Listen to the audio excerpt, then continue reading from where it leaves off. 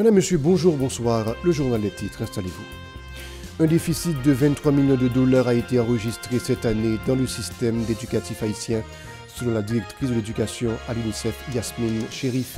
Elle annonce une subvention de 2,5 millions de dollars et appelle la communauté internationale à contribuer pour aider Haïti à combler cette perte. Le Premier ministre Gary Coney appelle l'ULCC à diligenter une enquête sur les allégations de corruption liées au BMPAD. Cette demande a été formulée lors d'une rencontre jeudi avec les responsables de l'ULCC, de la Cour supérieure des comptes ainsi que du commissaire du gouvernement. Le ministère de la Justice et de la Sécurité publique a annoncé la mise en place d'une cellule anti-gang dans les juridictions de Port-au-Prince, de la Croix-des-Bouquets et des Gonaïves concernant l'instauration de l'état d'urgence dans 14 communes des départements de l'Ouest et de l'Artibonite d'après une circulaire. Raoul Pascal Pierre-Louis, président de la Banque nationale de crédit BNC, est invité à se présenter au bureau de l'ULCC le 30 juillet prochain. L'audition portera sur les soupçons de corruption impliquant 3 conseillers présidents. Le conseiller président Smith Augustin réfute les allégations selon lesquelles il serait mêlé dans des actes de corruption et déclare que ses propos visent à déstabiliser le CPT engagé à travailler pour la restauration d'un climat de paix dans le pays. Restez avec nous pour le développement. Madame, Monsieur, de retour, comme annoncé en titre, le Premier ministre Gary Coney a discuté des allégations de corruption relatives à la vente de carburant impliquant le Bureau des monétisations des programmes d'aide au développement BMPAD avec les responsables de l'unité de lutte contre la corruption ULCC, la Cour supérieure des comptes et du contentieux administratif CSCCA, le commissaire du gouvernement ainsi que d'autres personnalités. En conséquence, le Premier ministre exige de mener une enquête sur cette affaire de corruption au sein de l'institution depuis plusieurs années. Le MJSP a apporté des précisions sur l'instauration de l'état d'urgence sécuritaire décrété dans 14 communes des départements de l'Ouest et de l'Artibonite dans une circulaire en date du 23 juillet dernier. D'après l'arrêté qui a été publié, l'état d'urgence sécuritaire s'étend du 19 juillet au 19 août prochain. Une cellule anti-gang composée des officiers du parquet, des agents de police ainsi que des autorités locales a été émise en place dans les juridictions de Port-au-Prince, de la Croix-des-Bouquets et des Gonaïves afin de prendre les mesures nécessaires pour le rétablissement de la sécurité. Ces cellules sont autorisées à faire des perquisitions à n'importe quelle heure dans les endroits jugés nécessaires à appliquer des procédures efficaces pour le traitement rapide des infractions et à prolonger la durée de la garde à vue des suspects qui ont violé les règles de l'état d'urgence. De plus, au cours de ce mois, le permis de port d'armes à feu ont été suspendus. L'unité de lutte contre la corruption ULCC a invité le président de la Banque nationale de crédit BNC, Raoul Pascal Pierre-Louis, à une audition le mardi 30 juillet prochain sur les soupçons de corruption impliquant 3 conseillers présidents. Il s'agirait de Smith Augustin, Louis-Gérald Gilde et Emmanuel Vertiller qui auraient réclamé 100 millions de gourdes pour maintenir Pierre-Louis à son poste. Cependant, le bureau de communication du conseiller président Smith Augustin réfute les allégations selon lesquelles il serait mêlé dans des actes de corruption. Il affirme que ces rumeurs ne visent qu'à déstabiliser le Conseil présidentiel de transition CPT qui s'engage à travailler pour la restauration d'un climat de paix dans le pays, la réforme constitutionnelle et le renouvellement de la classe politique au détriment des besoins urgents de la population.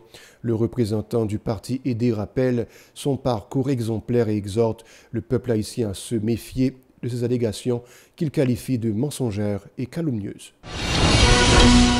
Le directeur de la direction de la formation professionnelle DFP informe que les candidats aux examens officiels de l'école normale des instituteurs ont terminé les épreuves écrites jeudi et ont entamé aujourd'hui les épreuves orales qui prendront fin mercredi prochain. Il a précisé que la DFP souhaite s'assurer que les enseignants possèdent les compétences requises tant sur le plan théorique que pratique. Suivez ces déclarations au micro de Véron Arnaud et de Franz Michael Stevens. Je tiens à démarrer avec l'épreuve orale. Hier, il faut dire que hier, on a terminé avec les épreuves écrites. Ce jeudi, on a commencé avec l'épreuve orale là, c'est 26 juillet 2024. L'épreuve orale là est établie sur 4 jours. 4 jours au maximum. C'est-à-dire d'ici mercredi, on a supposé finir toute l'école que nous gagnons et pour nous. Et c'est une épreuve qui va permettre de nous évaluer les compétences langagières candidats et pour nous regarder effectivement est-ce que vous gagnez des qualifications requises pour être habilité à enseigner dans les salles de classe. Parce que la formation, c'est une formation qui gagne 2 volets, qui gagne un volet théorique et qui gagne un volet pratique. Environ 20 enseignants à l'école nationale Sœur Teresa de Calcutta, située dans la zone de Petite Place Caso à Delma, réclament leur arriéré de salaire. Ils révèlent que les autorités leur doivent au moins 40 mois de salaire.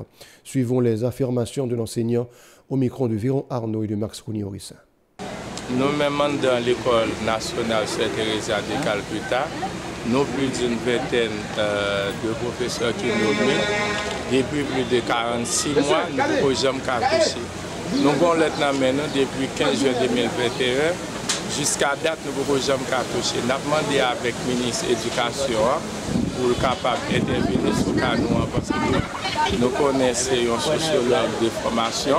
À vrai dire, un sociologue, qui a pensé avec problème de société, son humaniste, nous avons aimé qu'il intervienne sur le canon. Parce que pendant 46 mois, nous sommes instituteurs, à vrai dire, nous passons journée dans la classe, il n'y a pas de du tout. Des fois, nous avons quitté madame, nous, petite, nous, grand goût, pour nous capables de venir remplir les tâches dans l'école. Le programme national des cantines scolaires PNCS a célébré ses 27 ans d'existence le jeudi 25 juillet. La directrice Gina Delatour a salué le courage des employés qui ont permis à l'institution de soutenir les écoliers avec un plat chaud. Écoutons la déclaration au micro d'Aubert Charles et de José-Philippe François. Le PNCS, malgré toutes les difficultés, a su garder haut le flambeau et n'a jamais ménagé ses efforts. Aujourd'hui, nous sommes fiers de célébrer ces 27 ans parce que nous avons su remplir une tâche ardue ces dernières années. Avant de déclarer ouvertes les festivités du 27e anniversaire du PNCS, je dois d'abord remercier tous les employés qui sont battus du bec et des ongles pour la réalisation de ces festivités.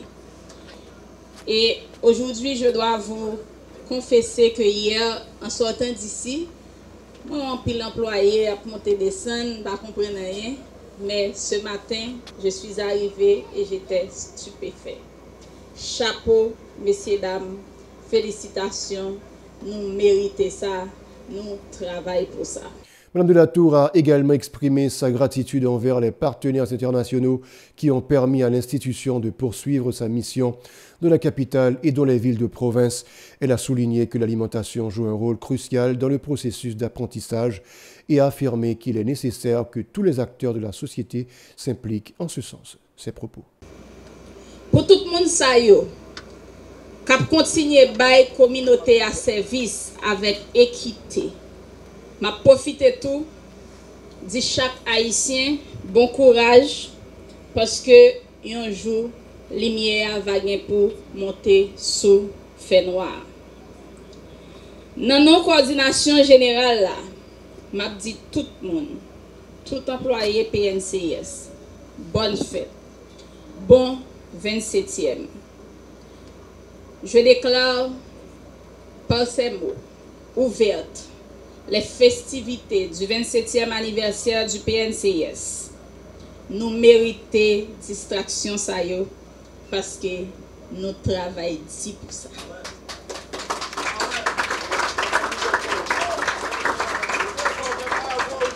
Et je termine en réitérant la phrase magique du programme national de cantine scolaire.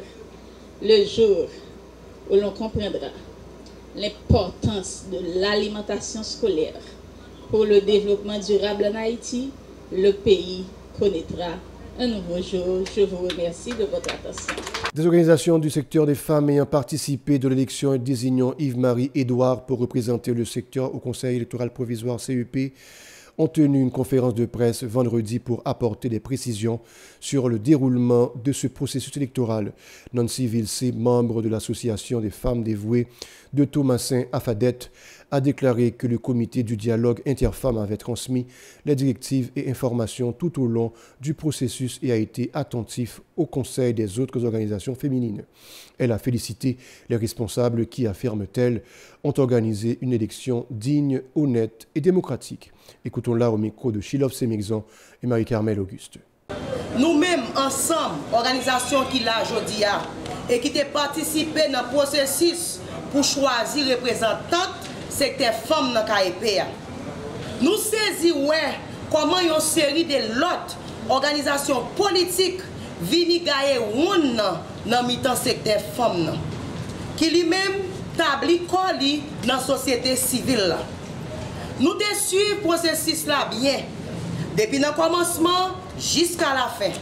D'ailleurs, nous tous qui là, nous sommes un groupe qui relève l'implication femmes à discussion qui a presque 300 organisations et personnalités femmes sous lui. Depuis le commencement du processus là, toute bagaille était bien définie.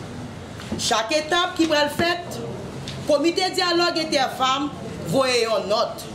Sorti dans note numéro 1 jusqu'à note numéro 9. Oui, il y a des discussions et chaque fois l'organisation n'est pas d'accord avec une décision, le comité a pris note et il a changé ça. Nous voulons dire à la presse que depuis les femmes là, qui ont organisé l'élection pour choisir femmes pour KEPA, c'est la première fois qu'il y a un processus qui est bien passé comme ça. D'autre part, Francesca Darguin, membre de l'Organisation des femmes socialistes haïtiennes, OFECH, a indiqué le vote en ligne a révolutionné le secteur permettant aux femmes d'apprendre à créer une adresse e-mail et à obtenir un papier de reconnaissance dans les affaires sociales. La syndicaliste a expliqué les raisons pour lesquelles le vote de certaines femmes a été annulé. Elle a également dénoncé les menaces d'intimidation subies par le comité du dialogue interfemmes. Suivez. Faut que nous disions tout. Le processus a révolutionné en pile organisation. Parce que il motive nous à apprendre à créer une email adresse, apprendre à remplir forme et puis gagner reconnaissance légale organisation. Nous voulons expliquer la presse, mais ça comité a relevé vote invalide. D'après ça, le comité de dialogue interfemmes t'a expliqué nous. Et organisation qui pas inscrite dans le processus là, ça veut dire qui pas dans la liste électorale là, qui pas fait partie de 516 organisations qui te rempli Google Form non, pas validé. Nous d'accord avec la décision comité de dialogue la prend, qui s'est voyé nos deux mesdames qui ont plus vote yo by conseil présidentiel là. Yo même, y a choisi selon dossier. Pour nous-mêmes, organisation femmes qui ont point la presse, ça, mission dialogue interfemmes te gagné en fini. C'est pour ça que nous avons demandé au comité de dialogue là, pas prendre intimidation personne. Parce que le processus là fini, résultat est bail et même période de contestation campé. Temps passé. On montre que le secteur femmes non, nous capables, on monte le niveau secteur parce que nous avons fait plus que ça. La PNH a reçu hier jeudi des lots de matériel de l'organisation ONU Femmes Haïti, selon ce qu'a indiqué le Bureau intégré des Nations Unies en Haïti, BINU, sur son compte X, ce dont vise à renforcer les capacités opérationnelles de la police dans la lutte contre le banditisme et à assurer la sécurité des personnes victimes de la violence basée sur le genre. Voilà, c'est la fin du journal. Restez avec nous pour la suite de la programmation.